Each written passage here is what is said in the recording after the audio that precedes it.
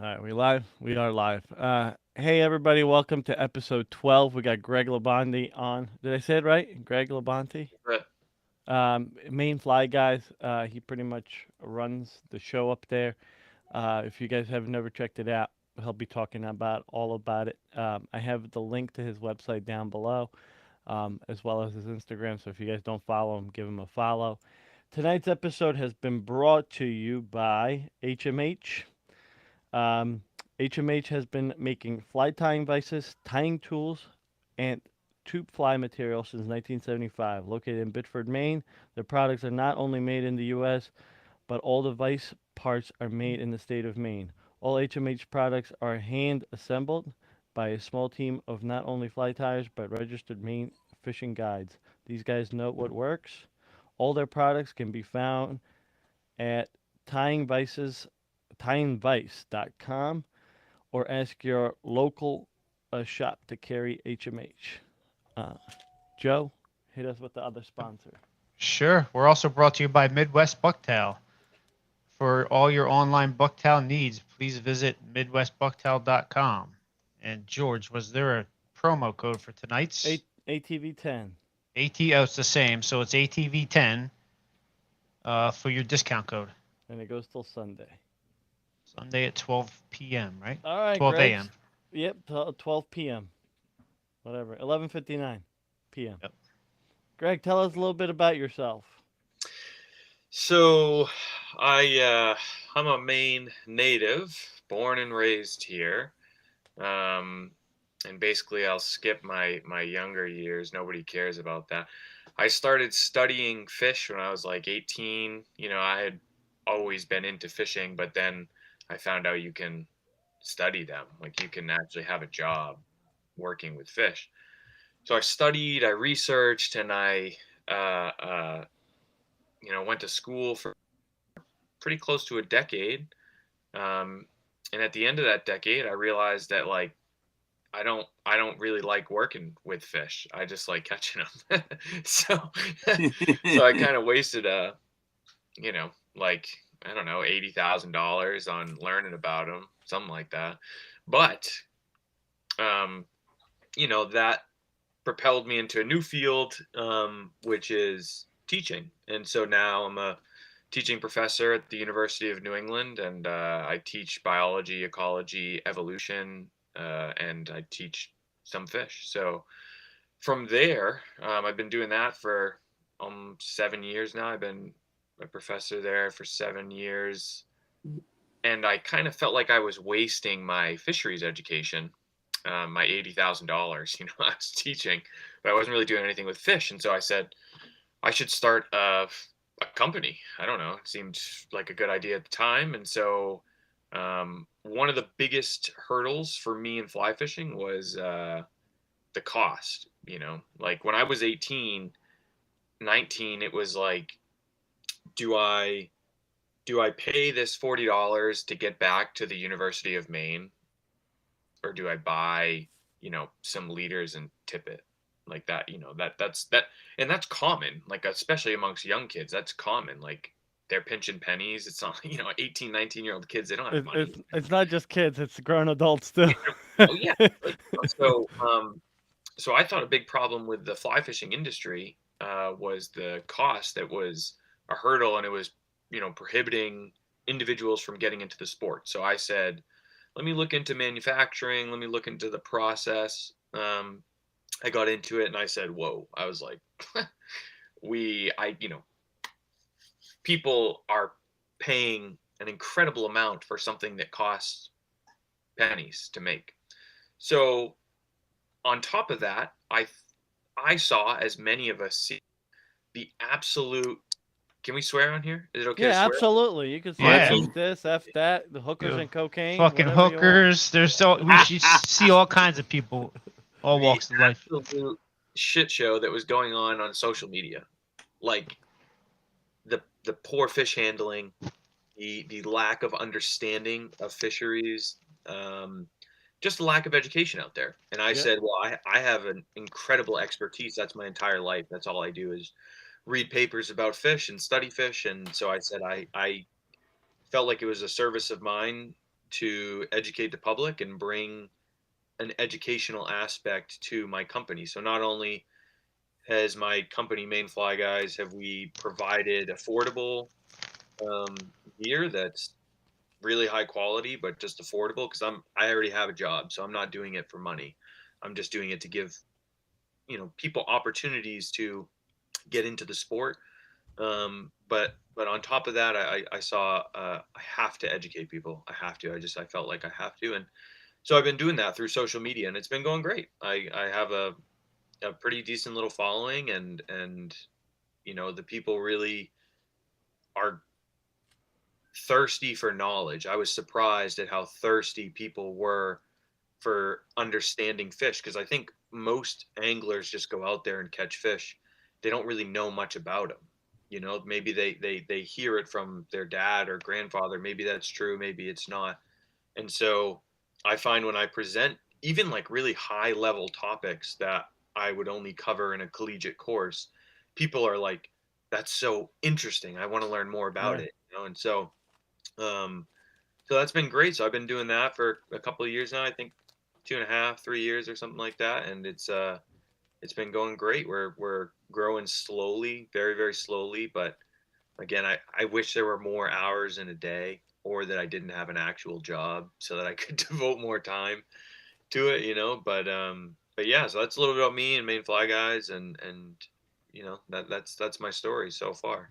And we got something, I guess you guys would be interested in this. We have something new coming, and because, well, one, finding hooks is becoming more and more difficult for me, especially around here, and the price is getting out of control. Hook prices are just getting out of control. So we started manufacturing our own hooks. Oh So shit! Get the fuck out of here. yeah, What so are they called?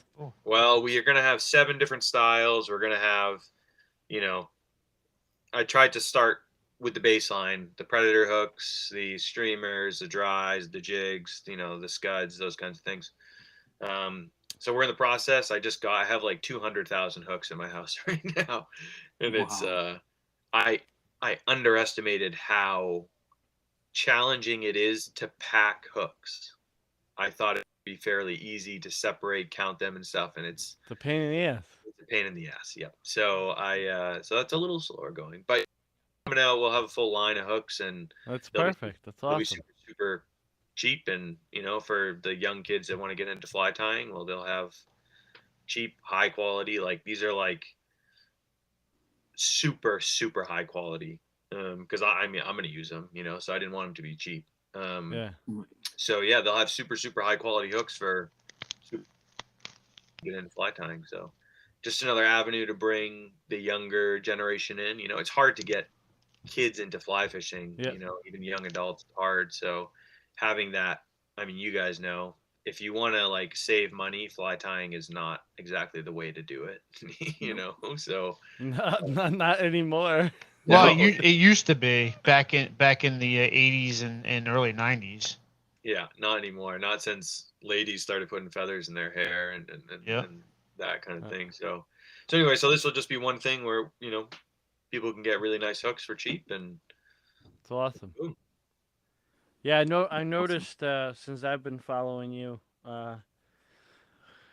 about 2 years now. I've been following you, and I noticed your website just growing, and more stuff. It started with just flies, then you've got the little tippet, the backing, the reels, and now you got the vices too on there, and uh, Yeah, you can it's pretty much get everything on your website. So that's pretty cool. yeah, it's been good. And we got our first rod coming too. Oh, So nice. yeah, even I'm basically trying, what I'd like to do eventually is have a full outfit Okay. for under $200 or Okay. under $300. So basically, anyone who's getting into it, they could just say, I want to get into this hobby. I want absolutely everything that I need to go step on the water and catch a trout tomorrow.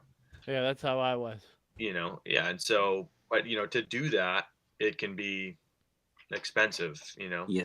So I said, well, if I could get waders, a vest, a net, fly rod, reel, line, box, couple flies for around 250, $300. That's like, Dude, that'd be awesome. that's Like my a goal. like a whole starter kit. Yeah. Yeah, basically, and there are like some starter kits out there, but they usually don't include like waders, nets, fly vests, things like that. Um, so I'd like to just basically have a full starter kit. Like, hey, my kid's 14, he wants to get into the sport. I am a Maine native. I work 40 hours a week at, the mill or whatever. I don't have $2,000 to drop on all this gear. Yeah. Boom, here you go. That's my goal. That's what I want to do. So So that's my excuse every time I buy a new fly rod. It's for my son. It's not for me. It's for when he gets Or- older. Okay. yeah. Or you got So, but yeah, what I do don't you have guys? that problem. Well, your kids are grown, so I can buy whatever I want. yeah. Okay. Why don't you go buy a raft then? Ah. Also. I will. Okay. Quiet. I will next year, dude. Yeah, see, next year. Listen, Um, my son's tagging me every day in posts for rafts because he wants me to get one too. Greg. So, I heard that you got married. Yes, that is true. Ooh, how is I did. that? I tied the knot with my wife Donna. She's fantastic. What a saint she is, because she puts up with my bullshit on a daily basis. So, so she's she's fantastic. So I got married, and I just had my first son Yeah, I 2 heard months that ago. too. Yeah, Oh, so congrats. Congratulations. Yeah, thank you. congrats. Moving up, moving on, getting on with life, doing all the life stuff. So, boy, Good. that's also been chipping into my development time. They Sure. Oh so yeah. we'll see. Development is slow. It was slow to begin with, and now it's very slow. It'll get there. I'm in no rush. Yeah. I'm in no rush. So we got the personal stuff out of the way. Now we're gonna talk a little bit about you and Bryan a little bit, because Bryan was, I don't know if you listened to the episode when he was on, but man, he was throwing you left and right. Don't listen to him. Blah blah blah. So I mean, if you ask Rosa, if you ask him who caught the biggest fish on a fly on his boat, me or him last year, I mean, I, Well- I'm g- I'm gonna ask the one question, okay? Because there was something in a story that he posted with the line wrapping around. that, yeah. What happened? Okay, so so it was like, I don't know, 12:30 in the morning. It was pitch black, and we were underneath a bridge, and there was a pretty strong current. We were in the ocean. We were fishing for stripers. Pretty strong current, and so we were both kind of in the same area. Our flies were in the same area, and he hooked up to something good size. Like, I think it ended up being like 36, 38, something like that. So it was a good size fish. But so I'm stripping in to get out of his way, and his rod kind of goes underneath my line, and I'm like, I was telling him, because we were kind of catching schoolies at the time. There wasn't any huge fish around, and I said, dude, stop playing around. I was like, stop playing around, horse it over. You're gonna get tangled in my line.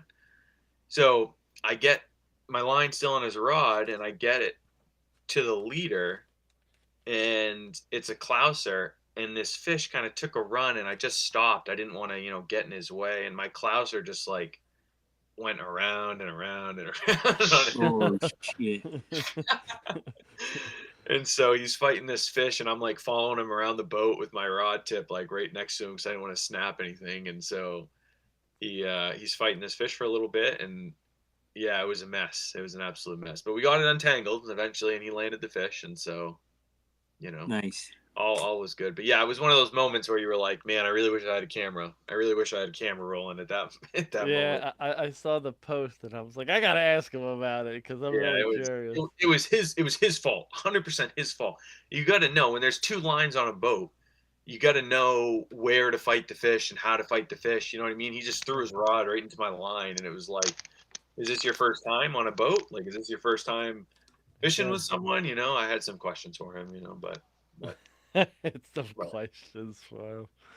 well. He's a good guy though. He takes me out. He takes me out on his boat all the time, and he's a good buddy. So The John boat? Yeah, it's we were heading out. We were heading out to fish some beach somewhere, and there was some good swells going on, and we were kind of crashing into the swells, and the sides of his boat were wiggling, And I was like, "Hey," I was like, "Hey, dude, is this supposed to do that?" Like there was a gap in between his floorboard and the side every time we hit a swell, and I'm like, he's like, "Just don't look at it. It's not a big." Man, But yeah, it's just a big hunk of piece of plastic. It's like a kid's toy blown up to real size, But it gets the job done. Playing too much about it. it's Yeah. like those Hog Island boats. They're all plastic, and you know, they're okay for lakes Yeah, and stuff. that's a good way to describe his boat. It's just okay. That's actually a perfect way. But Okay. here's the thing though. When you go out on someone's boat like your buddy, and he catches a fish, it's his fish. When you catch a fish, it's also his fish. Yeah. He seems, one thing that I have always had an issue with is he posts pictures of fish that I catch or that I take of him, but I never get any credit, He's one of those guys. He's one of those guys. It's like, dude, you got to give me credit, Well, what's funny is I made many trips to the vineyard, and I went with this legendary captain. Not a whole lot of people know about him. I guess he's not that legendary, but it's funny because when we would go out with him and fish for stripers and catch fish, we're not allowed to land them. Only he can touch them. That was his thing. You know?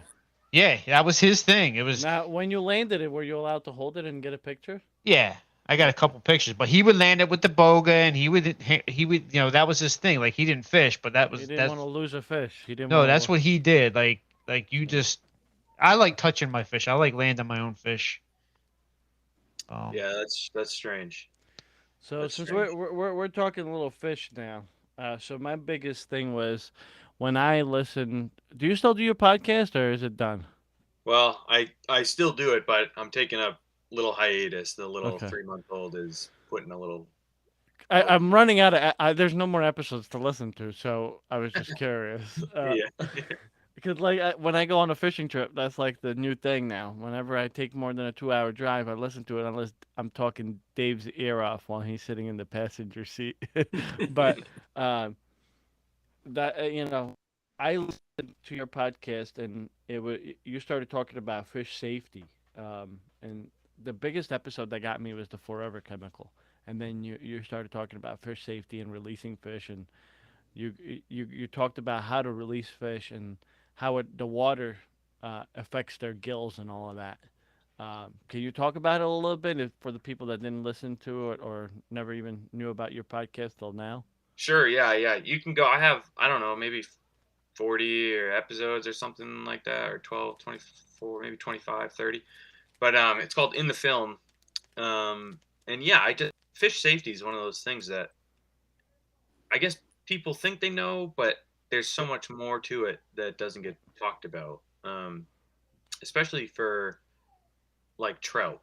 Yep. I see a lot of people holding a trout nose pointed downstream, and so that's not great for reviving a trout, because the way that basically their gills work, it works on what's called a counter current system, and so the oxygen that is the blood that is most oxygenated is at the back of the lungs. So if water is entering the back of the gill plate first, it's trying to oxygenate already oxygenated blood. So the way this is why trout face upstream. This is why they don't face downstream, right? So the way it works is basically the water needs to pass over the front of the gills through the mouth first in order to oxygenate the blood at 100%. If you do it backwards, you only oxygenate the blood about 50%. So if you're holding a trout facing downstream, you're only allowing it to breathe essentially 50% of its oxygen that it could possibly breathe, right? So for a human comparison, that would be like you go and run a marathon, right? Because that's essentially what fighting a fish is complete exhaustion. And then you get put on top of Mount Everest and say recover. There's just a lot less oxygen up there. You wouldn't recover as fast. And so if you're looking at what's the best way to recover a fish, the quickest and the safest, it would be to allow water to go through the front of the mouth first, right? And so if you're talking about a stagnant body of water, like let's say you're in the ocean with a striper, right? There's not really current that you can kind of hang it out in. They have the ability to what's called to percolate. And I'm sure we've all seen it when the gills, the gill plate kind of opens up and closes, opens up and closes. That's called the percolating. And what that's doing is driving water in the mouth and out through the gills. So when you're reviving a fish in the lake, you shouldn't be rocking it back and forth. That's like something I see a lot of people do. In a lake? Every time you go backwards, you're dragging water the wrong way across the gills, and you're bringing debris. From the front, they have gill rakers. Again, another common thing. I'm sure if you've touched anywhere near the gills, there's sharp little pieces in there. It's called gill rakers. And what it does is it allows the fish, as it's sucking water in its mouth, to filter out debris. So it filters out debris. That way it doesn't get into the gills. Because the gill filaments, if you look at them underneath the microscope, some gill filaments are only like 1 or 2 cells thick. So they're like incredibly fragile, very, very easily destroyed. So when you're pulling it backwards, a lot of whatever debris is in the water is getting jammed up into their gills. That's not good. That can damage them. That can cause them, damage that is difficult to repair for them. And so you just hold it in the water and hold it upright. That's it. They'll do the work. They have all the mechanisms they need to do the work themselves. They can percolate. They can bring water through their gills. They have all the physiology needed to revive themselves. You just need to hold it in the water and keep it stable. That's it. Okay. That's the safest way to do it. And that you said that's for fish in lakes? Lakes, ocean, any fish except for fish that cannot percolate. So they're called like ram ventilators, which are shad. So if you've ever been shad fishing, they never stop moving. They can't do that fishy thing where they open their gills. They simply open their mouth and swim. Once they're born, they never stop swimming till they die.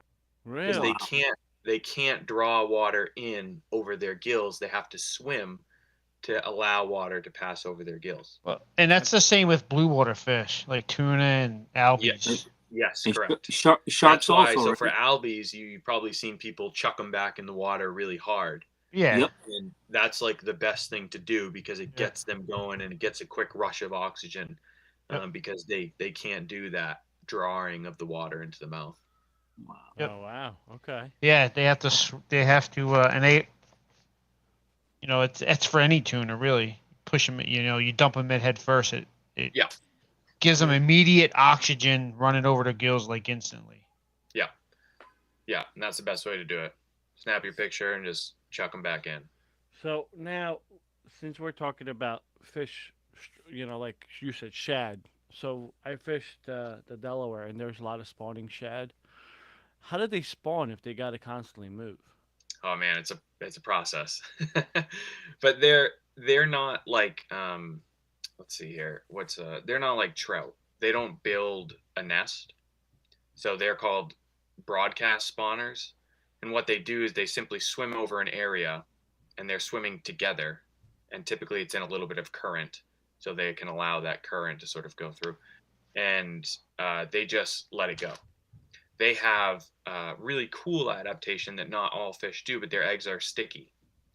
So when their eggs touch something, they stick to it. And a couple fish have that, but things like brook trout or rainbow trout, their eggs are not sticky. That's why they need these little depressions for their eggs to settle in. Ah. So shad, basically, they're just swimming together. Typically, it's in some current, so they can kind of stay in one area. And then whenever they let the chemicals go that say, hey, it's time, The females let the eggs go. The males are right next to them. They let their sperm go, and boom, you get shad babies. Nice. Wow. Okay. So now, since we're talking about babies, what about we have a lot of listeners that do a lot. There are a lot of the like Northeast, so they do a lot of striper fishing. How did the stripers operate with spawning? They go well, the basics is they go up into the estuaries, freshwater, that kind of mix. They find Brackish. some wherever, they have different spawning grounds. It's very river dependent, like what they like, what they don't like. It's very, very river dependent. So each striper population kind of has their own, like, I like this area or I like this area for many reasons. Maybe it's temperature, maybe it's the type of substrate that's on the bottom, whatever. But they congregate where females and males will lay up next to each other and they'll deposit eggs and sperm at the same time. And their eggs will sort of, again, they'll be in a general area. They're not building reds like trout, but they will deposit them in sort of this confined area. And they typically go up into like the freshwater estuaries, that kind of area, because there's less predators up there. So like it's not ideal for stripers to be there, especially adults. They like the salt water. That's what their physiology likes. All their mechanisms internally are set to deal with salt water, and so they don't really like it physiologically. However, it's sort of a sacrifice because their babies are going to be in a much safer place. The ocean just has so many predators, and so compared to freshwater, there's far, far fewer predators that are going to kill their eggs and their little, tiny babies, their 1-inch, 2-inch babies. So they go up, they spawn, they come back, and then they do their migration, and I think we all follow the migration if you fish for stripers, so they do their spawning and then they take their migration. And it's interesting. I'm surprised. So I'm sure you guys know, but stripers obviously are in kind of a precarious position right now as far as fisheries go. Yep. And I'm surprised they haven't shut down like the spawning when stripers go to spawn and come away. I'm surprised they haven't shut that down. So they do shut it down in the Chesapeake. They do. Which makes no sense because they still have commercial netting. Yes. So it defeats the purpose. It's so dumb. Correct. So, yeah. And it's like, if you're looking to improve a stock of fish, the spawning is like the number one area. Like that's where you should protect first because that's the future. You have commercial netting. And how many can commercial nets take a day? I think it's a lot. Yeah, I don't know what it is. I don't want to miss. It's a lot. I mean, and remember, commercial netting's only in like Virginia, I think, in certain states. I think the whole Northeast, I don't think they're allowed to commercial net fish. Not anymore. I think it's Virginia. Yeah. It's pretty much it. Virginia's the only one, and they scoop them up. I just, I would basically protect that at all costs. And we're doing all these different regulations now, or whatever the new slot 2831. And everyone's making a fuss about it, but I would be making more of a fuss about there's still unprotected spawners moving to and from that are unprotected. Those are like, that's what gets you your next wave of fish, and the slot limits, I get why they're doing it and it's great and everything. But I think what's more pressing is putting maximum protection on the spawners. So they're kind of doing that with the steelhead out west. They're protecting them during spawning. Big time. Yeah. And then like out west they have, I can't remember if it was Alaska or if it was Oregon, but they actually have counters. So they count the salmon that come in the river. It's Oregon. A certain amount of salmon need to come into the river first before you can even start fishing for them. Yep, it's Oregon. Don't they do that in Alaska too, though? it might be Parts of Alaska they do it, but they have to do it in Oregon. In parts of Alaska, my buddy was telling me and he was supposed to be on before you came on, but he's in the ranger school. But he lives up in Alaska, and they said some of the rivers they get such abundance of steelhead that they're not worried about it. But there's certain rivers that they used to get a huge abundance, and they shut it down to count them. But in Oregon, they count every creek gets counted before they let them fish. So, Wow. and like when you're talking about fisheries, that's extreme, like that's an extreme measure. Imagine if they did that right now for stripers, where they were like, we need to observe X amount of spawning population before anyone can fish for them. Imagine the backlash that it'd be like immense. It'd be immense. But what happened and why do they have to do that in Oregon and Alaska? It's because they had such a decline. And that's seemingly where they've headed. If you look at it over the past, as long as we've been keeping data, if you just follow long-term trends, it's not going in a great direction. And I think commercials to blame, obviously regular anglers are to blame. There's a lot of people to blame, so Well, Greg, like history repeats itself. Like you were probably 15 or 10 when there was a moratorium in the 80s. Mhm. Like everybody has short-term memory because no one remembers that and like thinks back to when they were only fishing for flounder because there was no stripers anywhere, and like they just don't remember that. And the kids today they don't know that, they weren't around, so they don't know what it was like, and they might get a sample of that if nothing really happens. This changing this limit or whatever, I don't think it's going to do a whole great deal because I think it should be auto adjusted every year. Like there's so many big bass now, and they're just going to die of old age. I think they should, for 1 or 2 seasons, allow them to keep one big bass, that's like, over 37, and let the smaller ones, grow and get bigger and have a chance to spawn again. Protect those breeders.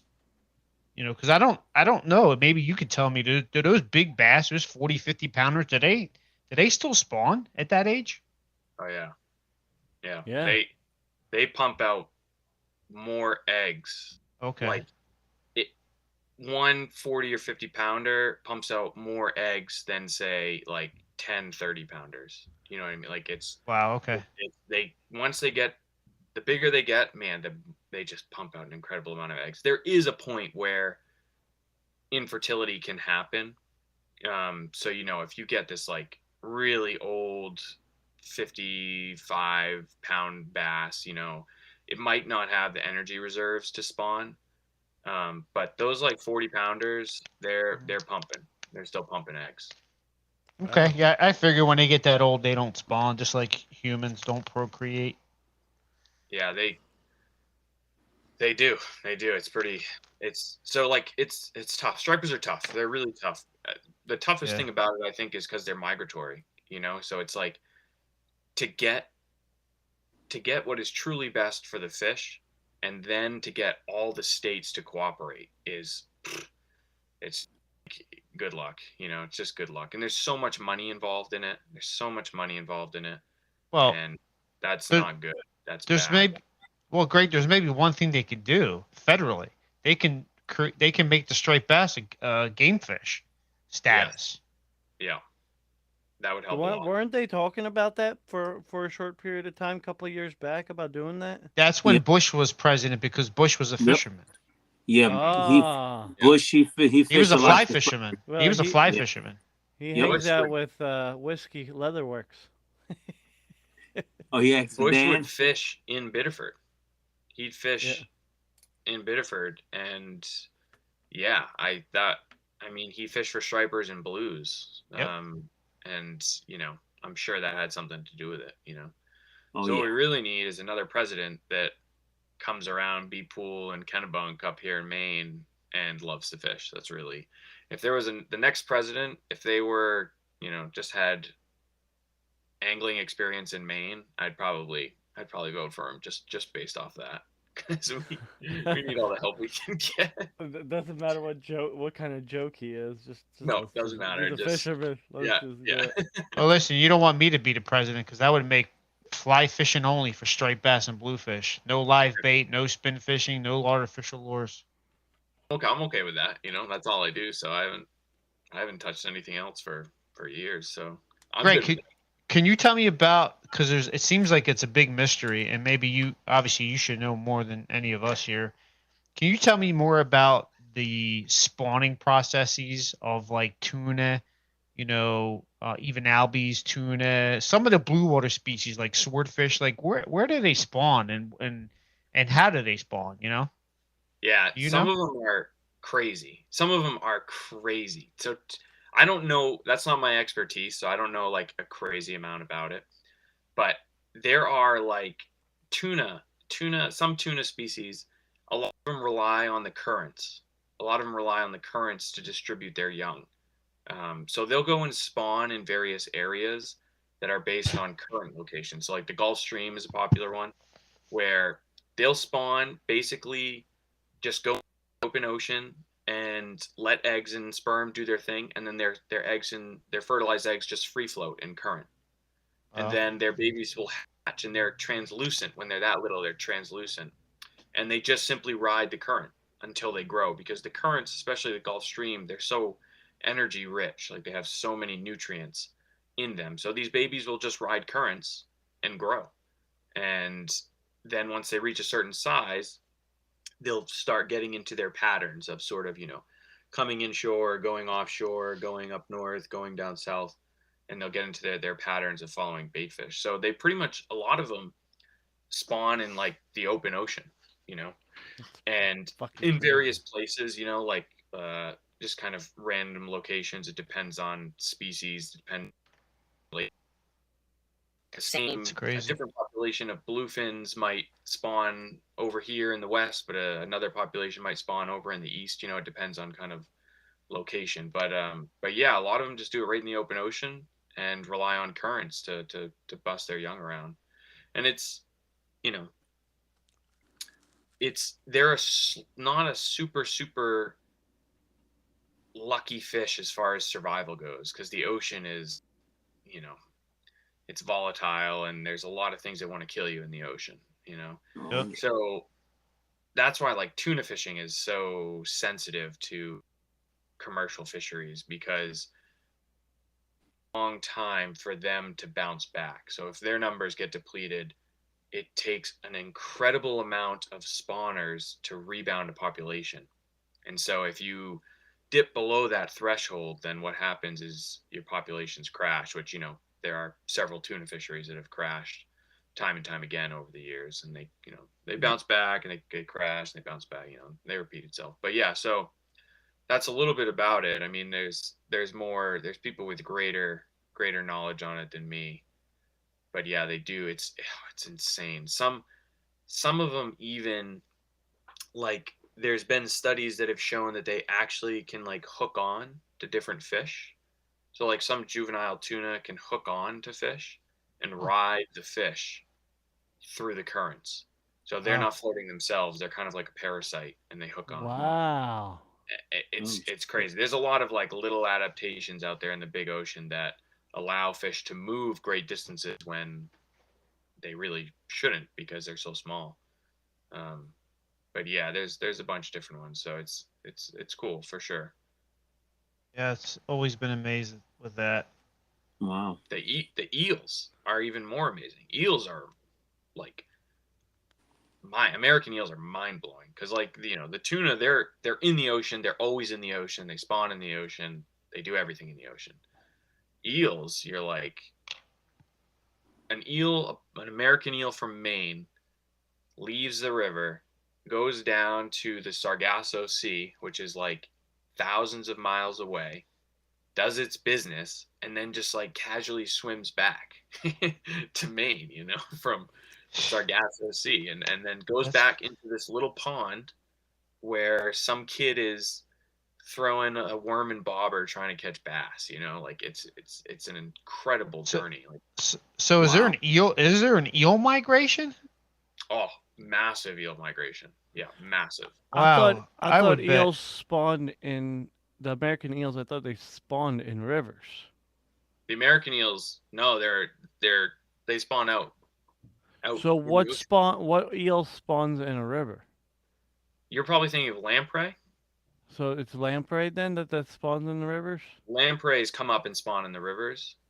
Okay. The big black eels, they spawn out in the sea. Yeah, on the Delaware, if you go early, like I think it's April, you walk up in there, you'll just see like beds everywhere, and you'll see them swimming around.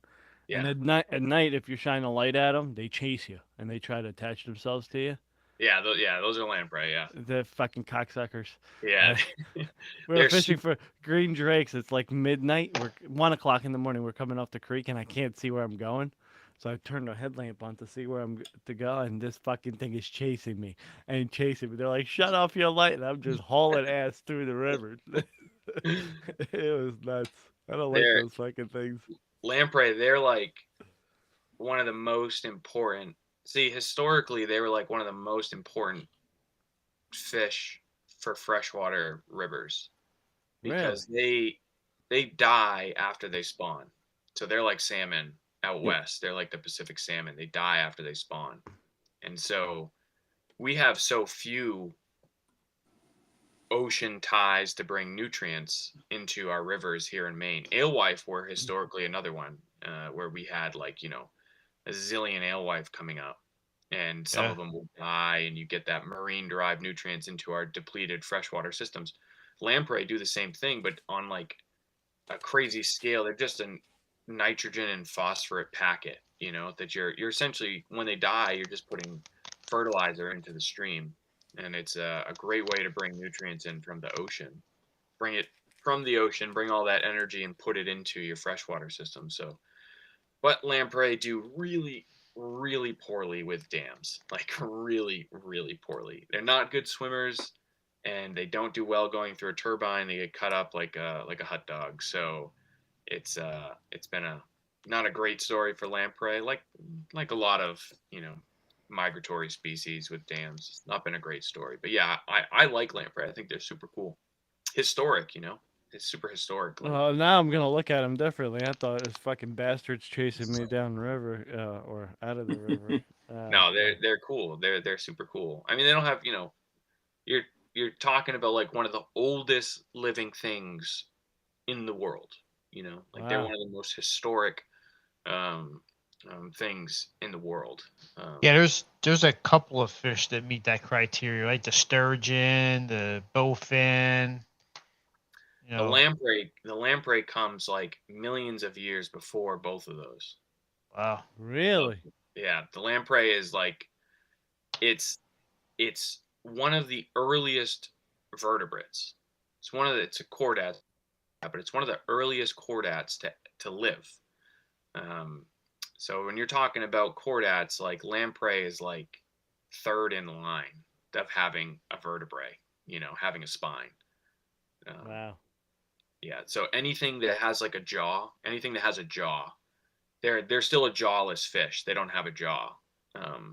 So they came before anything that has a jaw. Wow. Which you're like, that's a lot of things.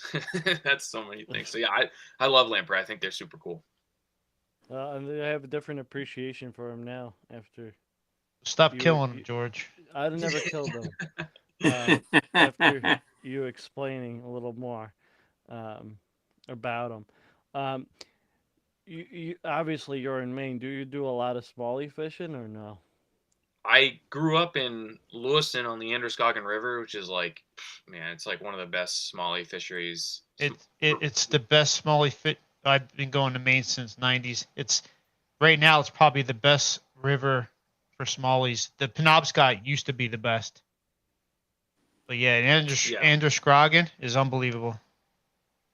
Yeah, it's just an incredible. So I've been fishing it for several decades now, and it's yeah, I do a lot. Nice. Okay. Do you do it for pike and muskie also? Oh yeah. I think Maine smallies are great. They're fantastic. They really are. Yep. And everyone wants to come to Maine for brook trout, you know, and it's like, brook trout are. I'd rather catch a smallmouth than any brook trout. That's for sure. You got that. Well, you know what it I is. just- It's this I is agree. I'm gonna say it Yeah. from the New Jerseyan perspective that trout fishers. Everybody wants to catch that big brook trout that is wild, and you don't Mhm. get that in Jersey anymore. You only catch little guy. I mean, if you see a 12-inch brookie that's wild in Jersey, it's like it's unheard of. It's unheard of. Yeah. Yeah. See, those are like, I guess, yeah, I'm just desensitized, you know, because they're just I could bring you to places where you could catch hundreds in a day that are 12 inches, you know, and like, it's, Yeah, yeah, it's lost its allure. I've never caught one. I've seen one close to about 10 inches in a like a old creek Mhm. it's tiny. It's maybe 5 feet wide Yeah. and tiny little sections of pools. You know, like Yeah. y- Tenkara rod type of shit, which I don't agree Yeah. with Tenkara, but What? um, What? uh, that's just my opinion. But anyway, I saw one there, and that's the biggest one I've ever seen. Everything else I've seen that was bigger than that was stocked. So Yeah. Yeah. I it caught just this spring, I caught like maybe a half dozen 20 plus inch wild brookie. It was, I don't know. I do it like once a year. Like, all right, I'm good. You know, I got bigger and better fish to catch. yeah. So No one fishes for pike in Maine. It's crazy. I have No? no idea why. Oh my Nobody God. fishes for them though, and Wow. it's like, it's incredible in Maine. It's so incredible, and there's like 20-pound pike catch, like they're catchable, and nobody fishes for them. I don't know why. There's just very few people that do, and it's. Wow. I would rather go So- pike fish than fish for brookies Oh, yeah. any day. You know, it's like, Yeah, I would do that too, for sure. I'm with you. but Is it like good the- enough? Is it good enough now? You know, compared to Canada, because everybody used to go to Canada. Like, how is it compared to the Canadian stocks of pike? oh no, he froze up. We lost him for a second. oh, I got you back. You're back. I'm Joe, back. say it again. All I heard was, is it good enough? Yeah, how's the Maine pike fishery compared to like the Canadian pike fishery these days? Like, it's not as good, you know. It's not as good in terms of size. Like, you can go to a lake that's a pike lake and you can catch, 50 pike in a day, and you're gonna catch a lot that are 10 plus pounds, like, you catch a lot. Right. In Maine, few lakes that you're gonna go and you can catch those 10, 20 pounds. Catch, a dozen of them. You might catch, half dozen, maybe a couple, But you can but there are target them if you areas- go there. You can target them, right? Yeah. If you go there. Okay. Yeah. Oh yeah, for sure. And there are certain lakes, like this lake you can catch a zillion small pike there. Like, you can catch 100, no problem. But you probably won't catch any that are over 6 pounds. And the Androscoggin River, there's not as many pike there. But you're probably, if you catch some, you're probably going to catch one that's pushing 10 pounds plus, Wow. George, we're gonna have to get your raft in Androscoggin. I mean, Just take your canoe up there. yeah, in the summertime. Other than that, because sometimes the water's just sometimes too cold, and if you flip over and you're in the middle of nowhere, you're in trouble. Just get what are they called? The outriggers? Get the outriggers. I ain't getting that for mine. I'd rather just buy a damn raft. Are you crazy? Yo, so Dave's gonna experience the canoe. My canoe is really wide and stable, hard to paddle, but For it's one for one person. no. I got the Old Town Discovery 133. It's my second one that I've had in my life. It's good. Dave's gonna I also love that canoe. Dave's gonna stand up and go right over. Dave, you can't. Dave, if you're in the bow, you can't stand up. Okay. Do you know how to fly fish sitting down? Yeah. Okay. Of course. I can fly have fish that blind. same canoe. Do you? And, You like it, right? It's nice. It's great. It is. I like sitting out back. That's for sure. Yeah. Yeah, I like sitting in the back. Me and Dave can switch. Okay. It doesn't matter. As long as we're fishing. I that's got. it. Listen, I got a brand new trolling motor and a battery set up in my garage. I've yet to even test it out on that, and I'm gonna bring it tomorrow. Okay. You'll be good. Do you got a mount for the motor? I do. Yeah. You'll be. I do the same thing. I put a battery in there. The troller. It does great. Nice. You do You'll be any good. muskie fishing up there, Greg? Oh yeah. I'm like. I don't know how many guys fly fish for muskie up in. It can't be more than a handful. Because Really? every time I go, I mean, I fish for them hard, like hard.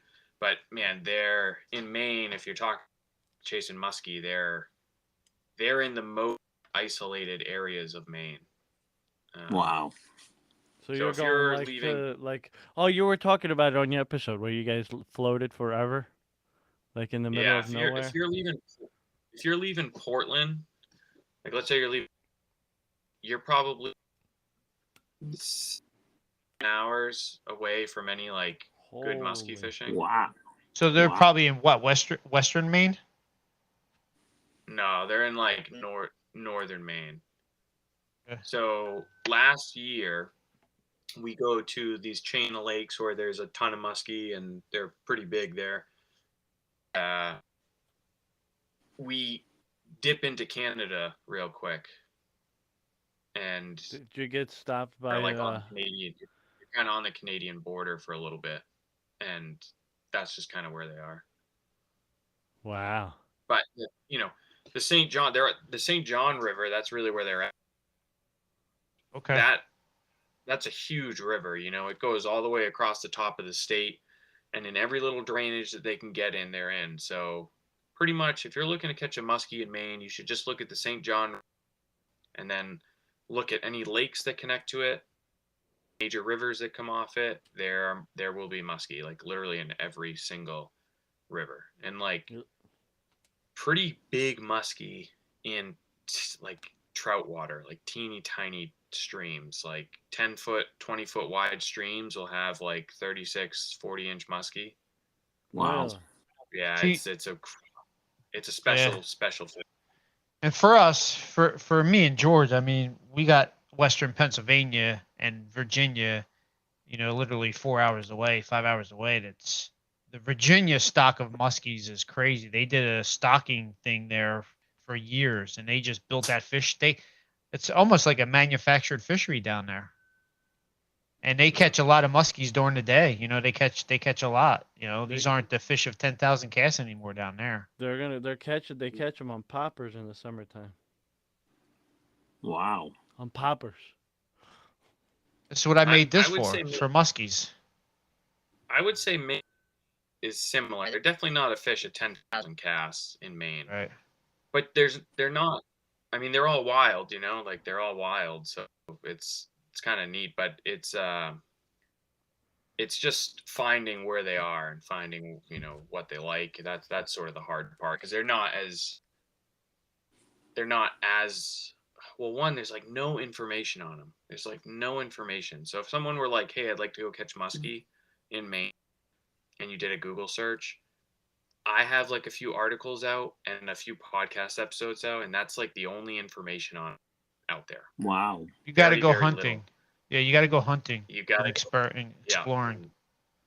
Yeah, and it being so far away, it's like it's hard to do that. You know, if you're gonna go, you know, to the very tippy top of Maine, you don't want to spend 3 days just looking for fish. You know, it's like you want to be on them right away. And so yeah, so it's kind of a little gem, and you know, I'm like, I wouldn't bring a kid there, you know, who I'm trying to get into fishing. You know, it's certainly not that fast action, but we've gone, I don't know, every year for, God, a handful, maybe 5-6 years in a row. we always catch a handful, and we always see a ton of fish. There's definitely a ton of fish up there, but yeah, it's cool. So I like fishing for them. It's different though. They don't chase big flies. Birds, they take like little small flies, like 4 inches, 5 inches, 6 inches Wow. tops.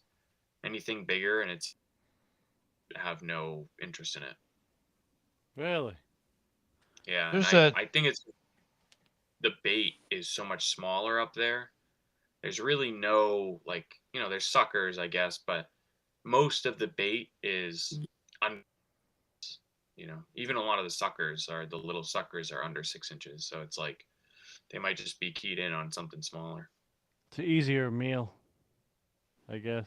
More of it you could get at it, I guess. So I'm going to talk about the muskie a little bit because I'm curious. You said they're a native fish. Are they a native fish to all the United States or just the East Coast? Oh no, they're not native. They're wild. Okay. So they were they're brought here native. by the Europeans at one point? No, they're native to Canada. Oh, Yeah. okay. What happened is Canada stocked, for Maine at least, Canada stocked Lac Frontier in rates just north of Maine. And that has a drainage that drains right into St. John, the St. John River. And so Canada put muskies in there, and then muskies do what muskies do, and they went into the drainages and popped out into the St. John. And when they popped out, that was in the 70s. And in the St. John, before, it was a prolific fishery, like one of the best in the world. Wow. And well, if you're a muskie, being There you plopped go. down in a brook trout and salmon fishery is like, they must have thought it was legit heaven. Like they must have thought it was heaven. They're like, this is muskie heaven. And yeah, so they took off, and now that there's no brook trout or salmon left, John, like Wow. very few, and just muskies. But now the muskies have established themselves, and they have a naturally reproducing population. So they're all wild now, but Yep. not native to Maine, not native. And that's what's going to happen with snakeheads down here, For and they sure. already started. Yep. They'll be up. I think in my lifetime they'll be up in Maine if the temperatures keep going, if the water temps keep going the way that they're going for the next 50 years, they'll make their way into Maine for sure. Have you heard of them anywhere near, up in Rhode Island or Connecticut yet? I saw a report that somebody in New Hampshire saw one or caught one. I don't know if it was true or not, but I saw a report. Well, you got to remember, a lot of people make mistakes with bowfin, too. For sure. Yeah. So if muskie were not native to like Pennsylvania and Western Pennsylvania, where there's a shit ton of creeks in PA with muskie. Yeah. I guess they were stocked at one point. Oh yeah, Yeah, probably. they're stocked. Yeah. And Stocked. why would they stock a creek with muskie that is a predator? To manufacture a fishery. I know, like brown trout are predators too, and they Yeah. just can destroy shit. But I was just curious because they could get so big. Brown trout don't get that big. I mean, for why the Browns aren't native either. They had to make that fishery Right. too, and so You- provide opportunity for anglers, make some more money. Yeah, it's the allure of catching a giant fish in fresh water. I mean, they are native to Minnesota and Wisconsin. Yeah. So now me and Joe, we were fishing for pike in Jersey here. There's a river that they stock heavily with pike. When you talking stocked fish, can they reproduce or? Oh yeah. Yeah. Stockfish can reproduce. You can. Do you know what a splake is? You guys ever heard of splake? No. Yeah. Splake is a brook trout, lake trout hybrid. Yep. And they were created because it was thought to produce. That was the big allure of them. They grew really fast. It was a great angler opportunity, and they can't reproduce because of basically some genetic engineering. But pike, like if you just stock a pike in a river, yeah, it can spawn, do whatever it wants, as long as it's, and pike are pretty versatile. They don't need exactly the most pristine area to spawn in. They're not like brook trout or something. So So get- yeah, for sure. how do they spawn? Do they spawn on like rocks, or Or bed. Mostly pike, they go into super shallow weedy areas, like I'm talking like 6 inches of water, maybe a foot, and Wow. they too have sticky eggs. And so what they do is they'll go onto weed beds. The females, like the biggest pike that you catch, they're females. The males are typically smaller, and so one female will like lay on a grass bed, and like a bunch of males will come around her. She'll disperse her eggs. They'll stick on the grass, but the males will just distribute their sperm. what if there's no grass beds? It's all muddy. Then they'll probably do it in mud. It's not ideal. Like again, it's not ideal, but they're not going to be like, I'm not going to spawn just because there's no grass around. They'll make do with what's best. But So when did they normally spawn? And same thing with muskie. When do like muskie spawn? What, in the winter, right? spring, like early, like for Maine, pike spawn like March, Okay. April, and muskie, because they're so north, they spawn like April, May. But yeah, both of them are in the spring. And George, so next year in the Passaic, if it's a warm winter, we should be heading out there in February, late February. Oh yeah, for I those know. pike. That's why I was asking. Yeah, Yeah, definitely. they, Because I had some follows in January when I was there, and a couple Yeah. blow-ups. I'm telling you, when they spawn, they push up into like 6 inches of water, like shallow water. Yeah, Wow. I mean, me and Joe, all the fish we caught were in shallow water. Like shallow. Like he kept put it up against the bank, and out of nowhere, this thing fucking exploded. It was like a fucking waterfall coming out of the water. He got scared. He didn't know what to do. He's like, I "What the thought it fuck?" was I thought it was a beaver. That's how big the freaking hole was on the bank. It was huge.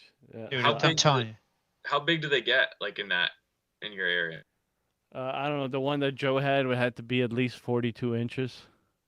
Oh, I don't know if it was that big, but Yeah, I think so, because when we measured it on my stick, my net, you couldn't get it on the net, and my net goes up to what, 32 inches. So it had to be. it's and close to for 40. top water strikes, it's by far like out of all the fish I caught, and I caught a hell of a lot of fish on top. I used to be like a top water snob. It's like my number one. Like, and that's out of any striper, smallmouth. Like this thing was like, I couldn't believe it. Like when it hit, right, George? He I was like, did that What do I just do? happen? Like, what the hell? I wasn't expecting. It was unbelievable. Yeah, pike are awesome, man. And that's the thing that hopefully Dave experiences tomorrow. Snakeheads hit with a reckless abandon on top water too. Oh, they do. Absolutely.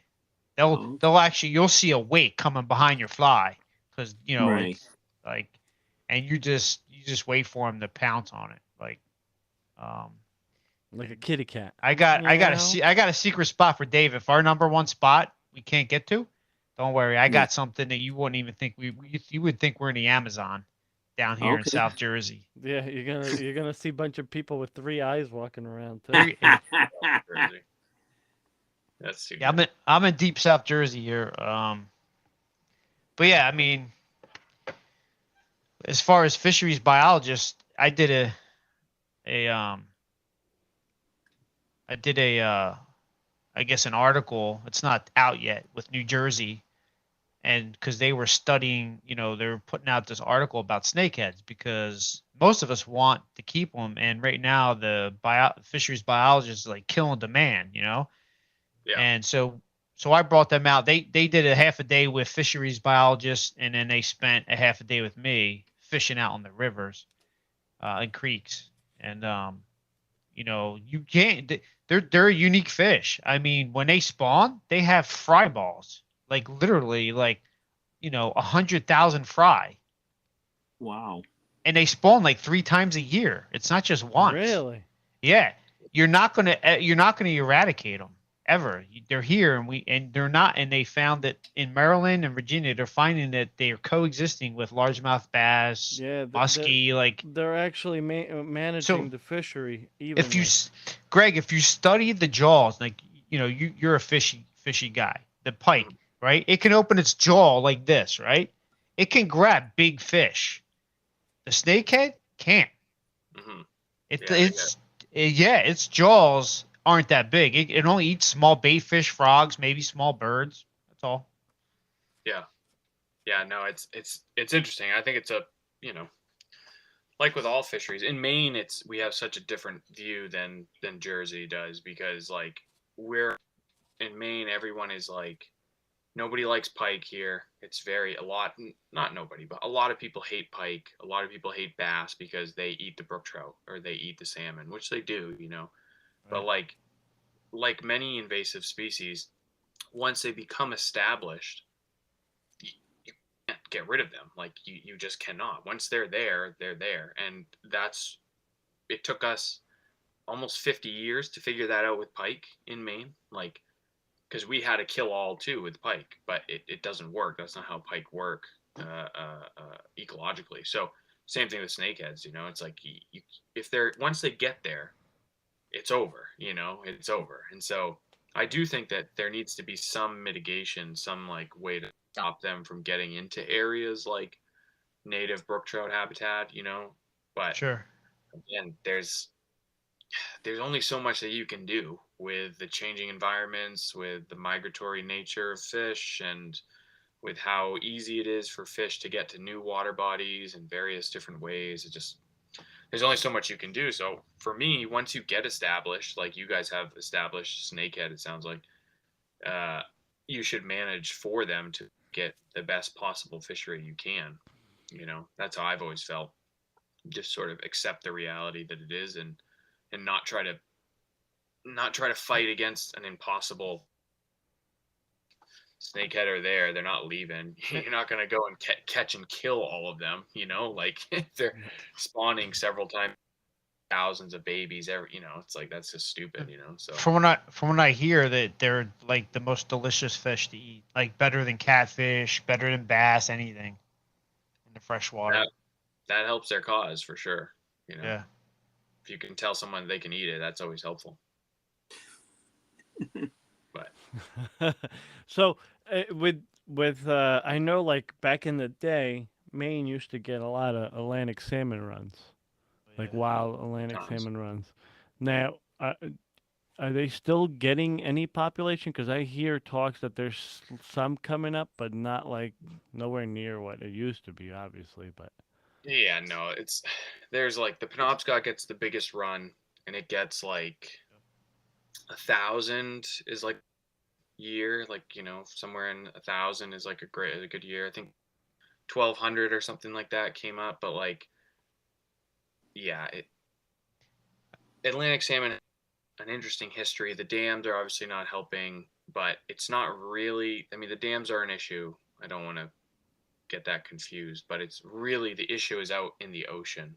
That's like the big issue, and they're not dealing well with the rise in temperature. It's sort of disrupting their food web out in like the Labrador Sea area. And so they're not able to get enough energy to make the trip back to Maine. That's like a huge issue. And but so how are they going back to Canada? Is it because they're so much closer? they're a lot closer. Yeah. Okay. So the water's colder, cleaner, and they're closer. And so in Maine, it's like we're on the southern extent, we're as far south as they go. And our water is the warmest, it's the most polluted, it's not a lot of good things. So, but you still, I mean, you can, the Penobscot still has like a decent little run, but that will succumb. It'll just be like the Saco or the Androscoggin or the Kennebec. Like they had a couple thousand not that long ago. Last year, I think the Androscoggin got 1 or 2. Saco might have gotten 1 or 2. Kennebec, I think, got like 80, and One you or know. two fish? Yeah. Jeez, I George, thought you were gonna say like 1 or 200, and you said No, one. one or two fish. Yeah. Wow. Wow. George, I must have had the hour of my life when I was there. I caught 7 Atlantic salmon on a Yeah. fly. Yeah. I mean, there's, it depends. Where were you? Do you know? I was, well, I Well, don't, you don't need to say this. I don't care. So I was on the Penobscot, right Yeah. where, north where the east and west branch merges into that dam. Yeah. Yeah. Yeah, right there. Yeah.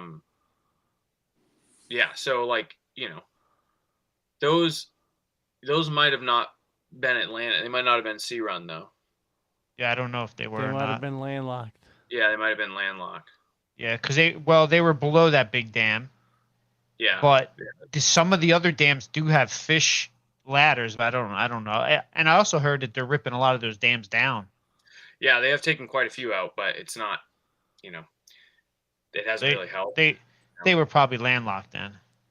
Yeah, most likely. probably. Were they like 10 pounds, 15 pounds? No, they were like 6 pounds, 5 pounds, small. Yeah, they were probably landlocked, which, those are like great landlocked. That's still. They were awesome. fun, I've dude. Never caught They a would- big one that big. Dude, they were fun, man. And they were nailing it. Olive over white clouds or over lush green weeds coming out of the weeds and just nailing it. I was watching it. And then they would leap out of the water like 3 feet high. It's crazy. Super My cool. wife Yeah, was with me. Yeah. So, great. The other thing I wanted to kind of touch on, since we're talking Atlantic salmon, I know like Connecticut was trying to do that whole like we'll stock them and see if they go out, the whole program down there, and I don't know how. I think it might have been like 6 years ago. They said a few came back, but I don't know. Is that effective? You think, or is it just No, it's not. I don't. The Penobscot is worth keep putting effort into, because there's still, the Penobscot has a lot of area for good spawning area. It's got nice clean water. There's mouth, but there's not like, the river itself is not heavily developed like the Kennebec, like the Androscoggin. There's less development along it, and it has access to a lot more river than some of our other bigger rivers do, especially down south. And the temperature, it's just hard to overcome that. It's just really hard for them to overcome. So like the Connecticut stuff, the Saco, that's long gone. Those are gone. And I don't think they'll ever come back. We put like over the past decade, we have put like millions and millions of salmon in rivers to try to get them to come back, and have not been very successful. It's not our fault. Like we're doing everything we can. It's just the sea is warming at a quicker rate than the salmon can adapt to. So, it's a hard battle, and there's really not much we can do. We're pretty much doing everything, but we haven't been very successful. So, we've been fighting this Atlantic salmon battle for 50 years now, maybe 60, 70 years now, and we've lost it. It's actually crazy when you look at the amount of money that we've spent trying to recover this animal. It's amazing. You want to talk about a poor return on your investment. If it was a stock, it would be like an all-time worst stock ever. Yeah. We just keep pumping money into it, Yeah. So it's like it's interesting, but I who knows? guess- Maybe one day they'll just magically start coming back. I don't see it, and I worked with them. That was one of the fish that I worked with in my earlier years, and I don't see a future for them. I think the work that's being done is like valiant. I know a lot of the people that do the work with them, and really smart people, and they're doing everything they can. But yeah, I don't, in our lifetime, it wouldn't surprise me if the return are all gone, or just, a couple come back. Wouldn't surprise. All right, so I'll be making a trip to Canada instead of. I'm there. Yes, I would. Canadian stock seem to be in. They have a good. Their situation is way different than ours, and they seem to, have a better chance of keeping stocks alive and keeping good, healthy numbers, and But Maine's Atlantic salmon fishery might be a thing of the past, But hey, that's the way it Yeah. goes, Yeah, you would think up there because you guys are so far north, like right there. I thought maybe you guys had them and just nobody wanted to talk about it.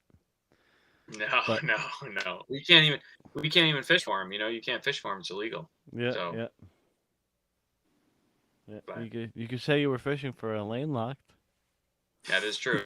And my- I've caught two in my life. I've caught two Atlantic salmon in my life on accident fishing for smallmouth in the Penobscot, like down by Orono, VZ area, like pretty close to the ocean. And there's a ton of smallmouth there. It's a really great spot for smallmouth. And yeah, I've caught two down there, and they were like 15 pounds. The other one was probably 12, 13 in that range. But yeah, what a surprise that was, fishing for 2 pound, 3 pound smallmouth. I mean, if that happens by accident, right, and I think the same thing goes for like out west with bull trout. You're not supposed to target them in certain creeks, and certain creeks you're allowed to target them, and then there's certain times of the year you're not allowed to target them. I mean, if you're not really targeting them and you're fishing for something else, in all reality, and a bull trout takes it, same thing with Atlantic. How does fishing Well- game? What are they gonna do if they're watching you? Well, there's pretty strict rules about it. So like what I did was I never touched the fish. So I never touched them. You're not supposed you can't take them out of the water. Put them back as soon as possible. Pop the fly out of its mouth and sent it on its way, take it out or anything. So there's like super strict rules because it can happen, if there's 15 and you're fishing the Penobscot for smallmouth, it's certainly possible. Smallmouth and salmon, they can live in kind of the same areas, And so, yeah, you just pop them off and let them go, But George, it's just like shark fishing. Like, you can't target great white sharks, but people catch them by accident all the time. Yeah, I don't go fishing for sharks though. And then here on the East Coast, you can't target longfin makos either. But you catch them by accident. And I was just Just- curious how they went. I mean, you're on a boat in the middle of the ocean and you catch one of those things. You catch it, but like, yeah, you're talking a river, in there where I don't know, fishing Yeah, game could be really watching you with binoculars. It's super Sure. easy. So I was just curious how that works because it's the same thing with like Montana. You can't fish for bull trout certain times of the year. So I was just curious. Yeah. Mm. Hey, my son is up right now, so I have Oh. to It's- run. Hey, listen, I'm it's getting dead, it's dude. perfect timing because I Yeah. was just gonna say we're gonna end it right where we're at. Greg, I really appreciate you coming on. It was a pleasure. I learned so much tonight. It's great. It's great. Hey. I appreciate it, and I have never. I really wanted to, so might be giving you a call to come down there and sure. catch some. Yeah, look out on Facebook for when that article comes out so you can read it.